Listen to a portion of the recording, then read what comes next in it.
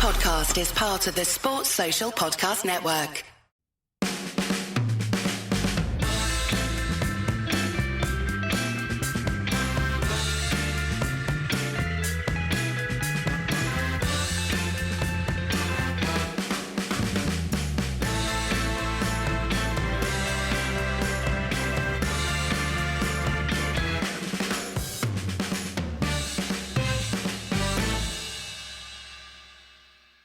All right, Daniel, I was going to avoid talking about transfers. It's best not to think about it until September the 2nd, but we can't avoid it, can we? There may be stuff happening. What else is to talk about in the world apart from fucking football transfers? Yeah, it's the only important thing. Football transfers, ...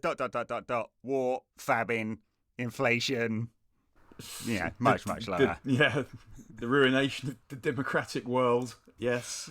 Yep. But have you got any news on who United might sign? No. I am kind of curious about United's new structure, director of football, technical director, new CEO who's interested in delegating, and the transfer strategy appears to be buy all the Dutch players. So I'm kind of curious about that, and it seems fun if that's the policy. I mean, it's sort of actually I would say sometimes quite suspicious of managers who sign players that played for them before, just like Harry Redknapp and Moyes and Fellaini. But I feel like in this particular situation, I sort of understand it, because what's probably happened is Ten Hag's turned up and thought, basically, you're all crap. The recruitment idiots that have been messing everything up for the last few years, or at least the targets that they have might not fit in with how he wants to play. So, sure, yeah. Given that, it makes some sense that he's going for players he knows, and beyond that, it just so happens that the team that he manages are good. So players who might ordinarily tell us to lose are prepared to come, not because it's United, unfortunately, but because it's him. Well, that's true, and I think that's probably very definitely true in Frankie de Jong's case. We're not getting de Jong. We're not getting de Jong if Ten Hag isn't the manager. Yeah. And de Jong is streets ahead of anyone probably who we could get. Yeah. He and like circumstances, let's assume it happens, because circumstances it's a perfect storm of things that United could get a player of his caliber at this stage, isn't it? A club that's failed for 10 years, and he's a very high quality player, albeit not had a great season at Barcelona, but they're broke despite selling off the rights to their everything for the time immemorial, basically, with Barcelona. They need their money right now, and Ten Hag is at United, so yeah. But, what do you think of him as a player and a fit for how United might play? Well, I haven't seen that much of him as a player, but what I've seen I really like. And I think that it's not so much what I think of him as a fit for how United play, because how do United play, Edward? Well, no, I don't know. Daniel. I know, it's exactly... Do you know what? One of my mates who I go to United with, is every time we talk about how shit United are, we give each other our names. I'm not enjoying this very much, Jeremy. I will say. Neither am I, Daniel. So I think it doesn't matter in the sense that United don't have a way that they play, but also I think the point is that he's the player that we buy, who, because we have him, enables the way that Ten Hag ideally wants to go about things. So everyone else who comes is going to come and fit around him. So what he gives is it's the passing and the ball carrying. And it means, I guess, that the way we're going to play is going to be 4-2-3-1, because he likes going off on adventures. Yep. And Ten Hag has said before that you can't really... I mean, maybe it'll work in some games. You couldn't play him as a number 6 on his own, because you wouldn't have anyone there. So, I mean, my order of priority would be to get him, then someone to play next to him, and then a right back. Yes. It doesn't look like that's what's going to happen. My guess would be it'll be him. McTominay will then patrol that width of the pitch, right? Because he's got the athleticism and the physicality to do it, and hopefully get some coaching in, just not standing in such a way that it looks like you're hiding. We'll see about that one. Yeah. United have never really had a player like De Jong. I mean, he's partly Michael Carrick, but his ball carrying skills are obviously much better.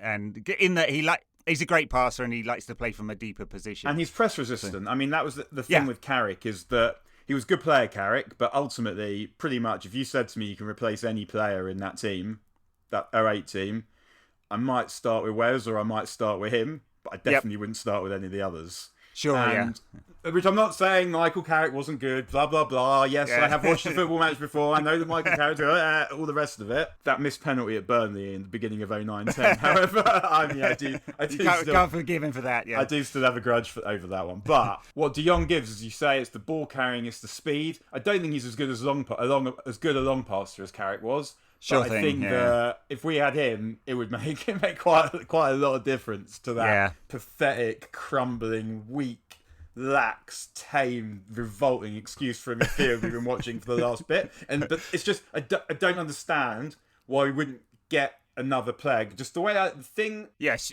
United should get another player. Despite the terrible defending and the constipated attacking, the worst thing about United, I mean, this even goes back to the Fergie years, really, has been the midfield. Sure. And previously with Fergie, we had good enough attackers and good enough defenders to get away with the midfield. Now, I would look at it slightly differently. I'd be saying that the thing that's missing at the moment, even under Ole, when United were winning games and winning every week almost, was control. Yeah. And if you have that midfield control, then the strikers will get more chances and the defence will be under less pressure. And that's why I'd be looking. I mean, the thing is maybe the way we're looking at it, there just isn't that player. No, but De Jong, I think you're right, allows Ten Hag to play his controlled possession football. I don't expect United are going to be getting in 60% possession like Ajax did. I mean, we're just not in that kind of situation at the moment. We're not playing Herenveen either, in fairness. No, exactly. So, I mean, look, if it happens, it's, as I said, it's a perfect storm of stuff that allows it to happen, and I hope it doesn't not happen. That's right. A couple of triple negatives in there, because United are penny pinching, because that would be really pathetic. It doesn't look like that's the case, but the thing about the penny pinching that I think is significant is what it enables us to do elsewhere.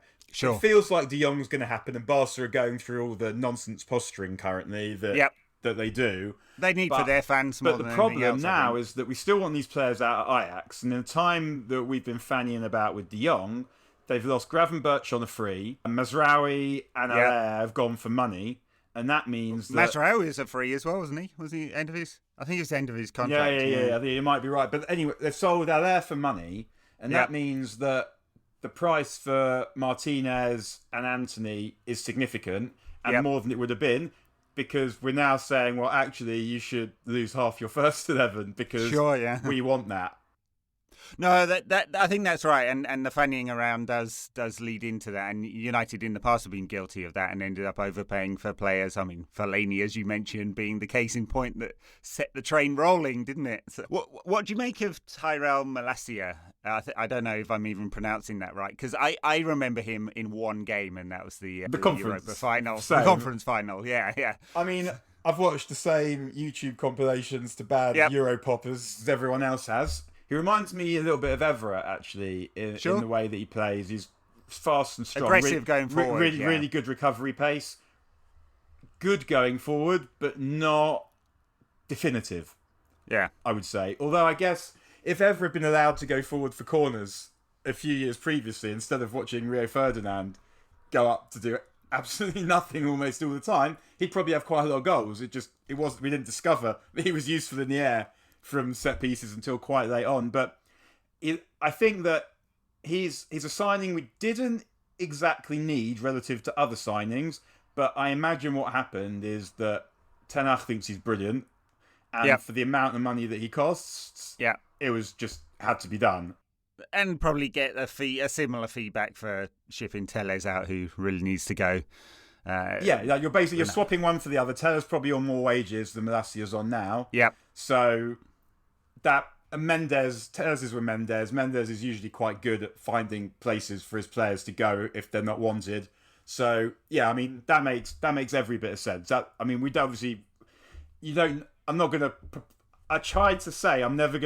say that I think something's a brilliant signing until the players actually play, because we've seen brilliant players not work out all over the show. So I feel like even more of a dickhead than I usually do, commenting on someone I've seen play once. And saying oh no! Look, it's the internet, Daniel. We can be as definitive as we like. Saying he's a brilliant signing, but yeah, it has the feel of a really smart signing. That's what I would say. I mean, look, 15 million, it's hard to go wrong, isn't it, honestly? And I don't mind United swinging their big dicks around and bullying Leon or something like that. That so, was a why smart... not? That was... I mean, I don't know if they did it on purpose, but it was also smart. Because United go for a player, they know United have cash relative to other teams, so they add a few quid onto the price. You let someone else do it, you find out what the price is, and then you pay that, and the player just makes a choice, or a little bit more. And... that, I mean, I don't know. The price had already been set, Yeah, they knew what they had to pay to get the player. That wasn't an amount like that someone pulls out their arse and they either do or don't do it. And that actually worked pretty well. And I don't know, who knows? Maybe it will work also with Martinez because Arsenal have been busy spending the summer finding out the price. And presumably if he's got a choice, unless he's absolutely desperate to live in London, he's going to go to United.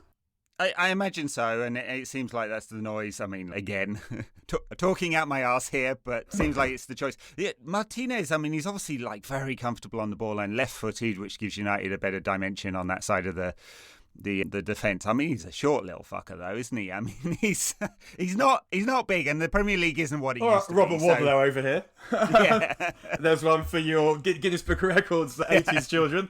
I think it's kind of funny with Martinez because Arsenal are trying to buy him as a left back, and United are trying to buy him as we don't even know what. Daily Blint Mark II, I think. What's quite strange about the business that United appear to be trying to do is it looks like they might end up buying this summer Christian Eriksen, Malacia, De Jong, and Martinez. 4 players, let's say, and only one of them is really a first team player. You're for sure. You know for sure. It may be that Martinez ends up becoming Harry Maguire's replacement, or gets in the team when Varane's injured and stays in the team, or they play him in midfield. But looking at it, we don't actually know what they intend to do with him. No, right. And let's say we sign Martinez. Would we expect him to be starting the first game of the season?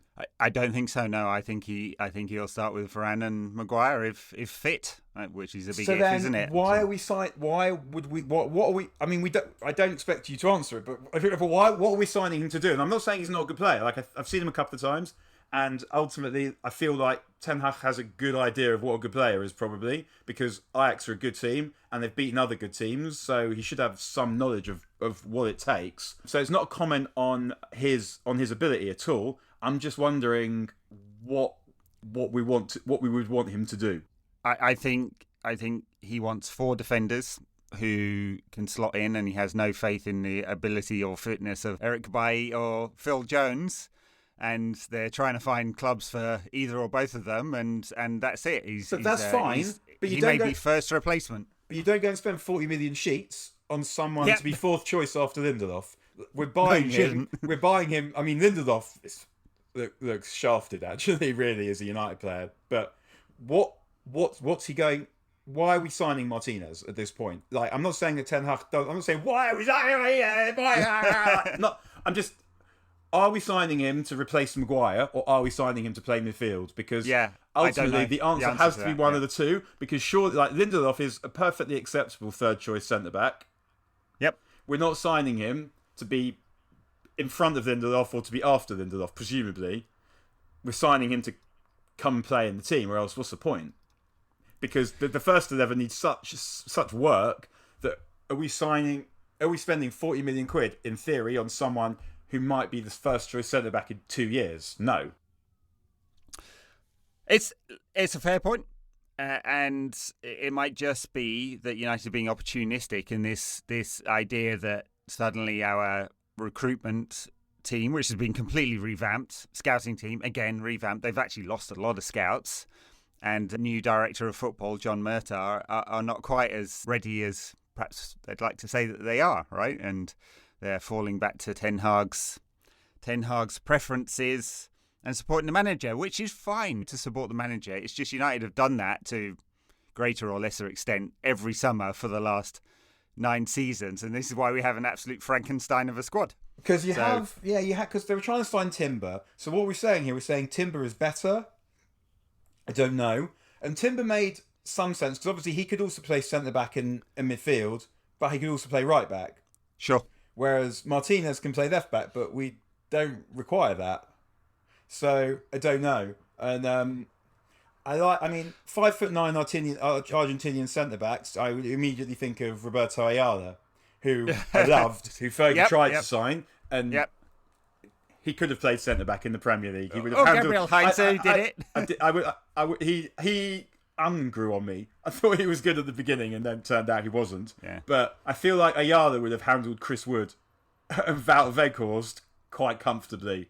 And there's just that Argentinian defender thing, isn't there? Where you see the striker go down, blood coming out their ear, and no evidence of any contact. But there they are. I mean, that's. I don't know whether Martinez is that player. I mean, I've seen him as much as anyone else, I suppose, because it's Champions League stuff. But he's a progressive passer. He carries the ball. He's in the 99th percentile for all of those kind of attacking metrics. The nerds would call the XG chain and all of that. As a defender, don't know. What would be? I guess if you have like a kind of a square of four with two centre backs and two midfielders in front of them, all of whom can run with the ball and defend, then you have quite a lot of flexibility. I mean, McTominay is not a centre back, but he does play at the back for Scotland quite often. He is physical. He can, whatever else, for all his faults, he can carry the ball. Mm-hmm. So if you got him, De Jong, Martinez, and Varane for argument's sake, you've got quite a lot of flexibility in the defenders being able to bring the ball forward, and the midfielders being able to drop in, and that's the kind of thing that Ten Hag liked. But yeah, who knows? Yeah. So I guess we have to talk about Ronaldo, given all the noise over the last couple of days. The cynic in me says this is a brilliant ruse from Mendes to foist another player on United. This is what he does all the time. I mean, but that's the deeply cynical take, and we wouldn't want that, would we? So is Ronaldo off? And can we start celebrating already? Yeah, I mean, it's one of those things, isn't it, with Ronaldo, where I guess I didn't want him at United for reasons that have nothing to do with football, so more than happy to see him go somewhere else. The wording of what was said and just the fact that they put it in the public domain makes you think that he's gotten out. Yeah, because otherwise, why say it?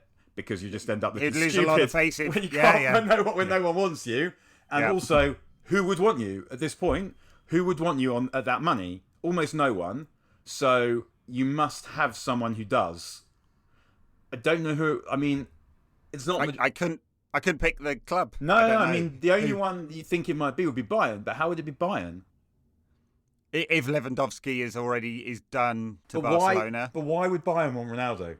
It doesn't fit with their policy. It just doesn't make any kind of sense. But you have to assume that there's Real Madrid for clicks.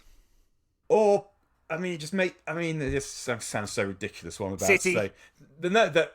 They're putting pressure on United to do something to keep him, but that just sounds absolutely nuts. I mean, United don't have to do anything in a sense because there's another year on that contract. £500,000 a week. Right, but with that money, the thing with Ronaldo is that he wasn't a great signing in terms of it. He didn't the way that he fit into the forward line, but people that are spouting all the "I told you so"s, like who decided that this was the case from the beginning, are forgetting that apart from that first game against Leeds, when against a team who just played into United's hands again. United were absolutely wank in the two games that followed against Southampton and Wolves, when the front three was it Greenwood, Rashford and Sancho. Sure. Or whoever it was, I can't remember who it was. But they were crap before Ronaldo came, just as they were crap when he arrived, just as they were crap when he hadn't in the games that he didn't play. But without him, it would have been worse. But the thing now is that it would be a massive risk to allow all those goals to disappear, but if you're trying to settle the team, then someone who's not going to be there next season and doesn't want to be there and with all the histrionics that you get, is probably not worth keeping, in my opinion. I think the politics for Ten Hag are very, very dangerous, aren't they? And I wouldn't be half tempted to let him go if I was Ten Hag, and that's taking away all the and then spend the money stuff around Ronaldo and spend the money on something else. And I don't know, maybe you can't get him now, but if they took the money that they save on Ronaldo's wages, the budgets say that they were prepared to commit to Antony. Could that get Nkunku? I don't know. Yeah, he signed a new contract. I don't know. But there is presumably an amount for which Leipzig would sell. It certainly is. Yeah. I mean, part of the problem is obviously who do you buy? Like after Nunez, there isn't a centre forward that they fancied. Yep. But if it sounds comes to something when you're outbid by Liverpool, isn't it? United didn't fancy that money, which is a huge amount of money. I mean, it's partly that, isn't it? And partly Liverpool are a bigger attraction. I mean, it's not pleasant to say, but it is so.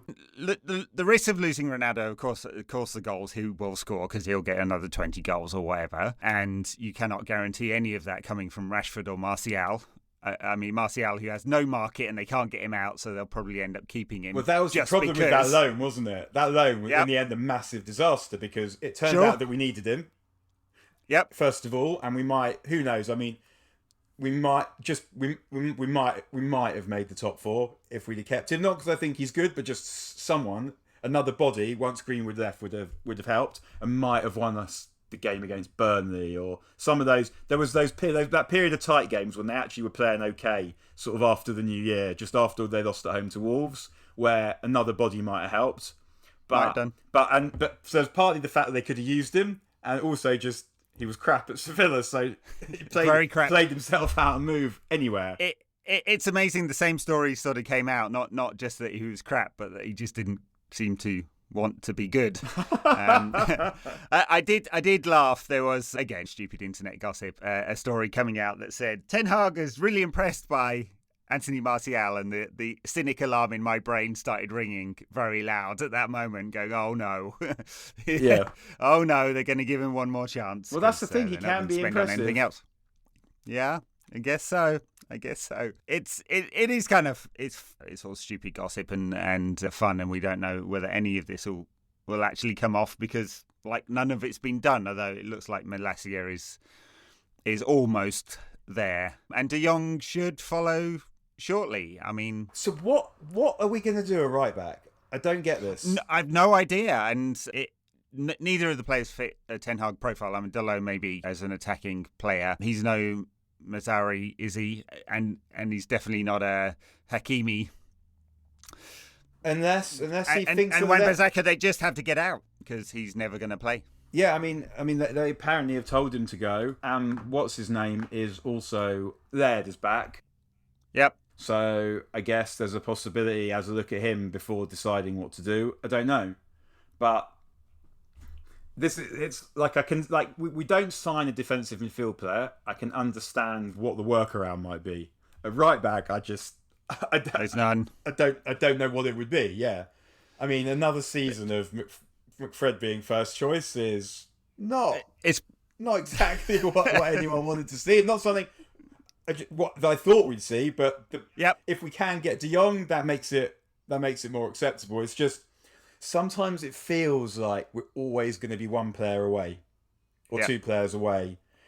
But I guess on the other hand, let's say we sign a forward, De Jong, Martinez. Then I guess next summer, in theory, you only really need three players again, a right back, a midfield player and a centre forward, which feels like it's possible.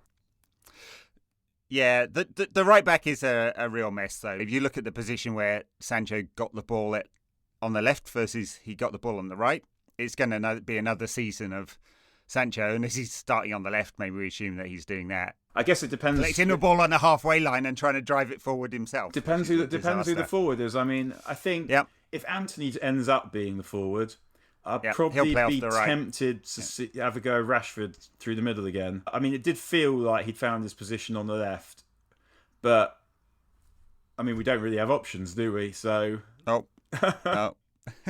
I did see that Marcus had been off doing extra training. I don't know whether pumping the weights is really going to bring his confidence back, but it's a last chance saloon for him, though, isn't it? I think that the change of manager will be helpful because I hope so. up, and you've seen it with the England cricket team. There's all this talk about Bazball, but what even is that? No, I bet if I asked what it was, any of the players, because it's not when the ball's here you play that.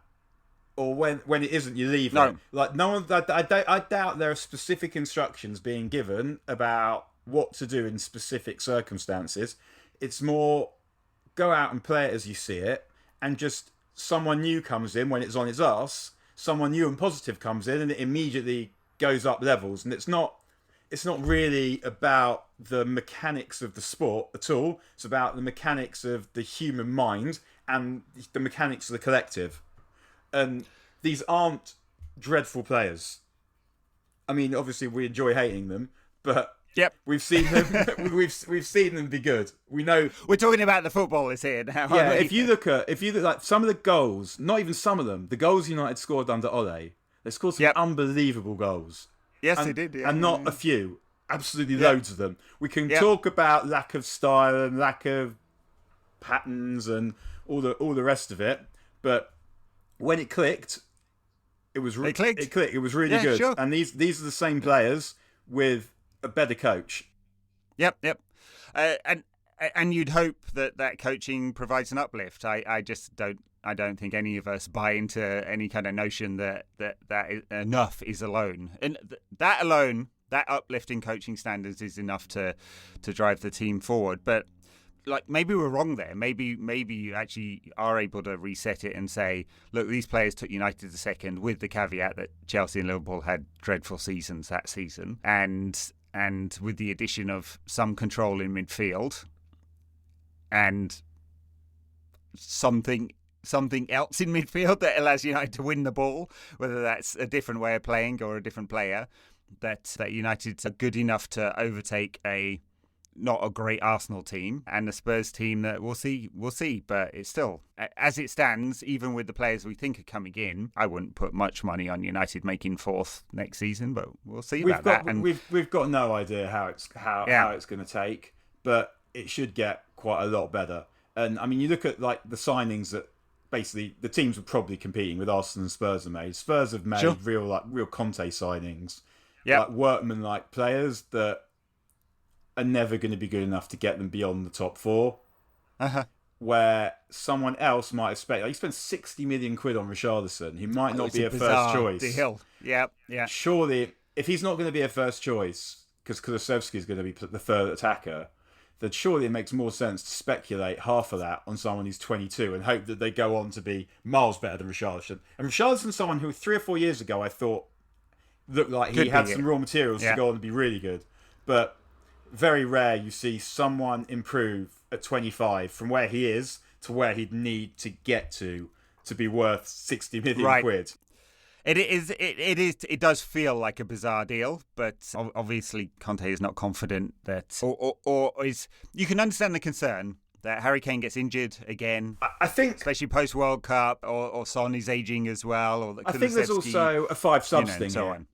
Yeah, that's true. That you're going to get plenty of football because there are 5 subs, and it means that, I mean, Fergie did it before you could bring on 5 subs, but I think the main reason we were able to stay in touch with City at the end, the last few of the Fergie years when we didn't really have a midfield, was because we had a good enough defence and loads of attacking options. So on the bench you'd have Young if you wanted crosses, Park if you wanted off the ball movement, Welbeck, Van Persie, Rooney, just so many different attacking options that enable you to win a game. And I think that's why one of the reasons we're seeing so many City and Liverpool get so many points is option.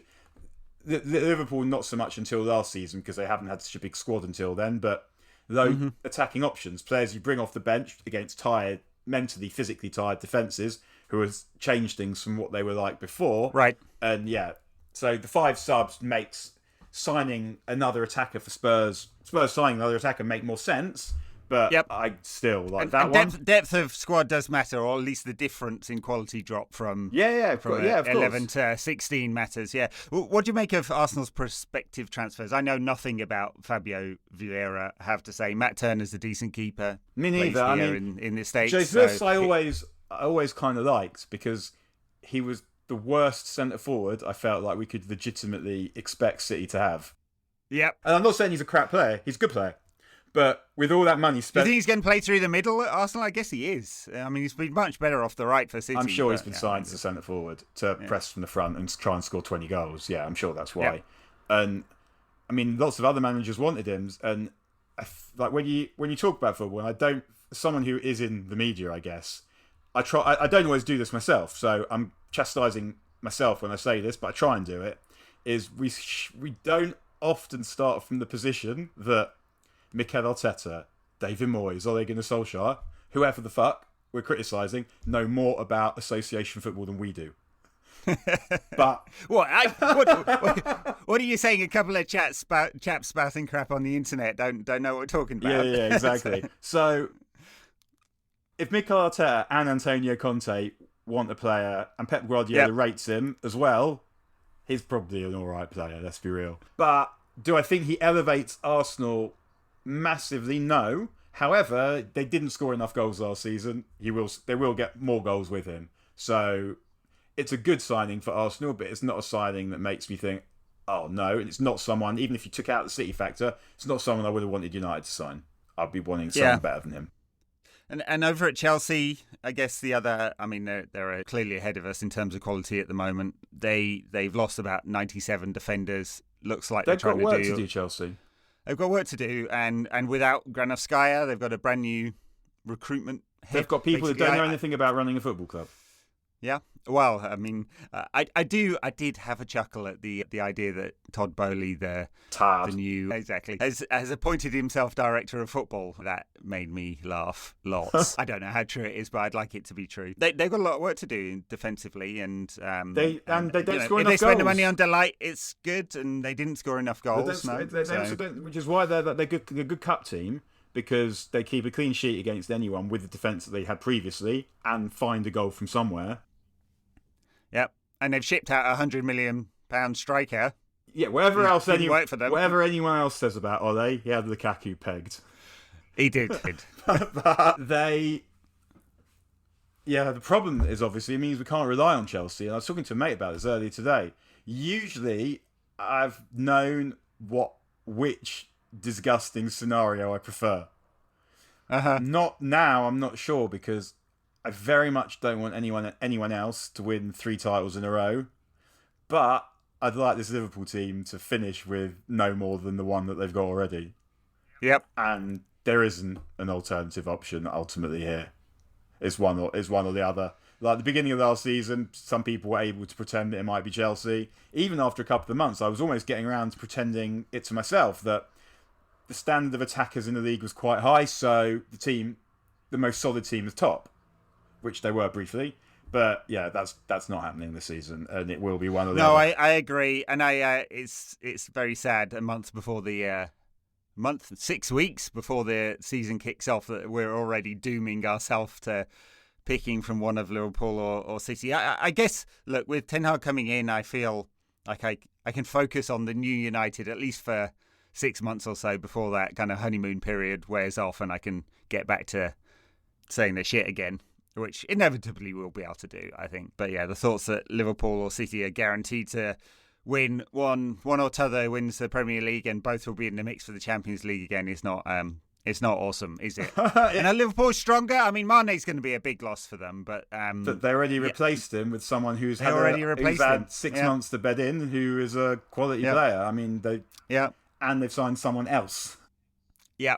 And they signed Salah up to a contract. I mean, they've had to change their business model, both the Nunez and Salah. But I guess they're more confident about their financials these days than they once were. Yeah, and you keep getting Champions League finals. That's a lot of money, and that's 3. I still like the midfield is still getting old and not quite where it needs to be. And if you lose the ability, and also they've added Thiago to try and give a bit more creativity, but the way that they play was predicated on out physicaling the opposition in midfield, and if you're not able to do that, then there's a lot of space behind those fullbacks.